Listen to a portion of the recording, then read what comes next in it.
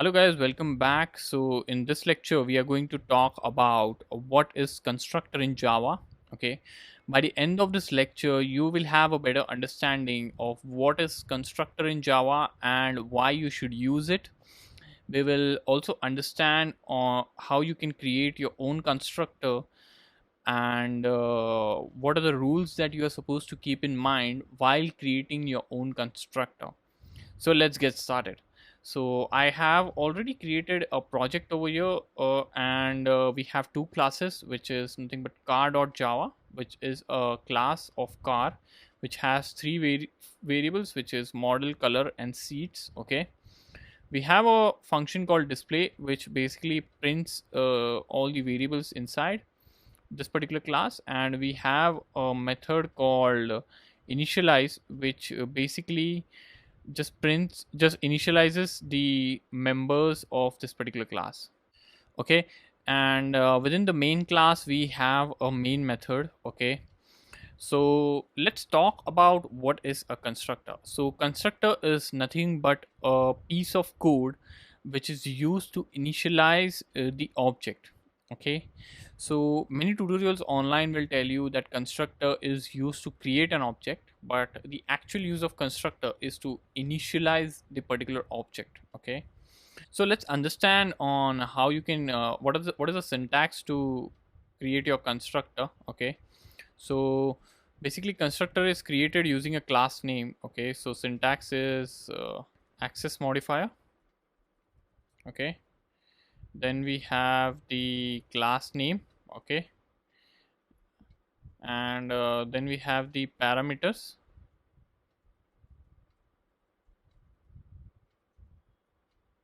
Okay, and a pair of open curly braces and then close curly braces, and then we have here the statements to initialize. Okay.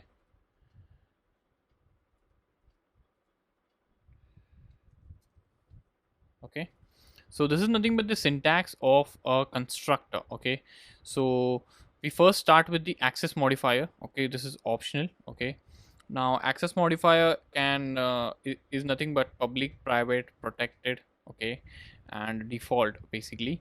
Okay, so public says that this particular constructor can be accessed from anywhere. Private says that this can be accessed only from within the class.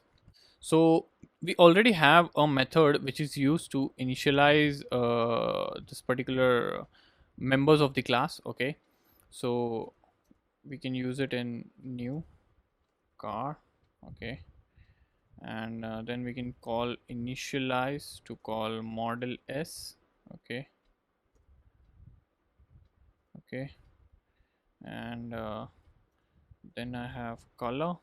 Okay, which is red, and then I have 4. So this is how you can initialize the variables as of now within the class. Okay, using a method. Okay, but the drawback of this approach is if you have 1,000 objects to be created. Okay, so you have to write 2,000 lines of code. Okay, so one line is for the creation of the object and another line is for the initialization of the object. Okay, and if the code base is really huge, then it becomes very tedious and very confusing. Okay, and very complex to manage such a long code base. Okay, so to reduce the complexity, okay, is when we can use the constructor. Okay, so first we have to create the constructor. Okay, so I'll just delete this. Okay, and so constructor is created using the class name. Okay,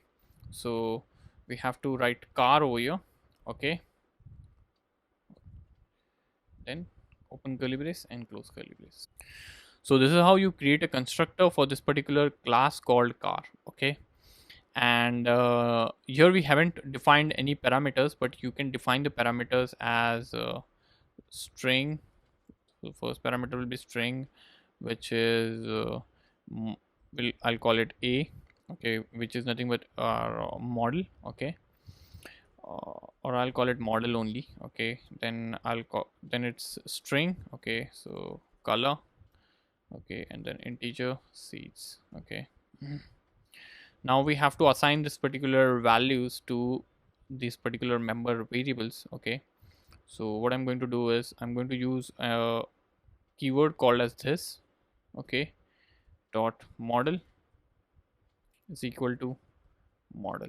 Okay, now what is the use of this keyword over here? Okay, so if you notice that this particular parameter is name is same as the class member model. Okay, so if we just write model equal to model, okay, compiler will be confused that which is this model and which is this model. Okay, or so it will assume that both are these parameters and you are assigning a parameter to a parameter. Okay, so to specify, to tell the compiler that this particular model is not the parameter, but this is actually this particular class member that we have defined over here, we have to use this keyword. Okay, then we replicate this for all the other members as well. Okay, so this dot seats is equal to seats. Okay, now so this is how you create a constructor. Okay, it's basically the class name, okay, the list of parameters followed by the pair of curly braces, okay, which has the code of assignment, wherein you can assign the values in the parameters that you are accepting from the user onto the member variables. Okay, so let's hop on to our main class and let's see how you can invoke this particular constructor and initialize these particular variables over here. Okay, so I'll hop on to our main class. Okay, so over here so it's throwing an error over here. Okay, it's saying that there is a list of arguments that is expected over here. Okay, within this round brackets. Okay, so these parameters which you have defined over here are supposed to be passed while declaring the object which is over here. So I'm just going to mention Tesla. Okay, model S. Okay, color will be silver. Okay, and the number of seats are 4.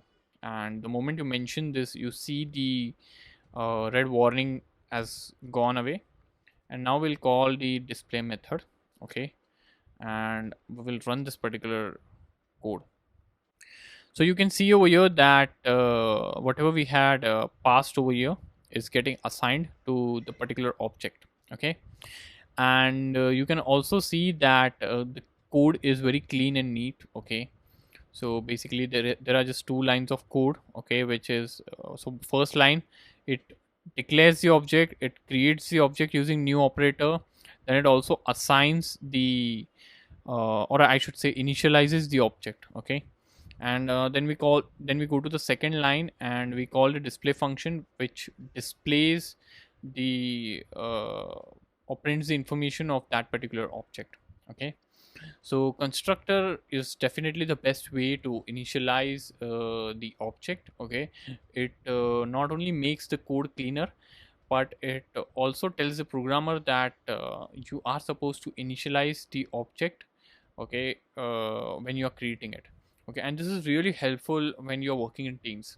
So imagine like I am working in a team. So I am one engineer in San Francisco, and there is another engineer working on this particular class, and he's based in Dublin, which is Ireland. Okay, so now suppose he creates a object of this particular class car. Okay, car C1 is equal to new car. Okay, he has not checked the code of the car. Okay, and he's trying to create the class. Okay, now when he creates this particular class, compiler immediately throws an error that hey, you need to pass model, color and seats over here. So model is string, color is string, and seats is integer. Okay, and without passing this you cannot create this particular object. Okay, so basically we are making it compulsory for the programmer to initialize the object at the time of creation. So he has to compulsorily pass values over here. Okay, and he can pass it based on his requirement. Okay, whereas if you're using a method to initialize the object over here, okay, programmer has to explicitly remember, okay, so he has created this particular object over here. Now he also has to call that particular method over here. So he also has to call this particular method and pass the variables over here. Okay, so if he forgets to do that, it's a mess. But over here, in this case, compiler itself is reminding him that hey, you need to pass the values. Okay, so these are the benefits of using a constructor in programming. Okay, and this is definitely the best way to initialize the object that we create. Okay, now when you use a constructor, there are some rules that you're supposed to keep in mind. Okay, so the first rule is that the name of the constructor should be same as the name of the class. Okay, you cannot give constructor a different name. So if I try to give it cars, okay, I'll immediately get an error that this is an invalid method declaration, return type is required. Okay, so compiler thinks that you are trying to create a method and not a constructor. Okay, and hence it's throwing this particular error. So the moment you remove s over here, the error goes away. Okay, so the name of the constructor should be exactly same as that of the class. Okay, the second rule says that constructors don't have any return type, not even void. Okay, so you can see our constructor over here, which is of the class car. Okay, so it doesn't have a return type. If you try to declare a return type, okay, so I write a void over here. Okay, you don't get a compiler error. Now can you tell me why aren't you getting a compiler error over here? Okay, this is a rule of the constructor, that constructor is not supposed to have any return type. Okay, so the reason you are not getting an error over here is because compiler is treating this particular thing over here as a method declaration. It's not treating it as a constructor. Okay, and you can verify this by going to main class, and you see the error over here that you cannot pass these arguments in the car class since there's no constructor. Okay, but yes, you can definitely call car method over here. So car becomes a method now. Okay, and you have to define variables over here. Okay, so compiler is treating this particular declaration over here as a method. Okay, so I'll just remove this. Okay, and the error goes away. Okay, I'll delete this code as well. Also, constructor doesn't have a return type because constructors are used to only initialize the object. Okay, but not return any value.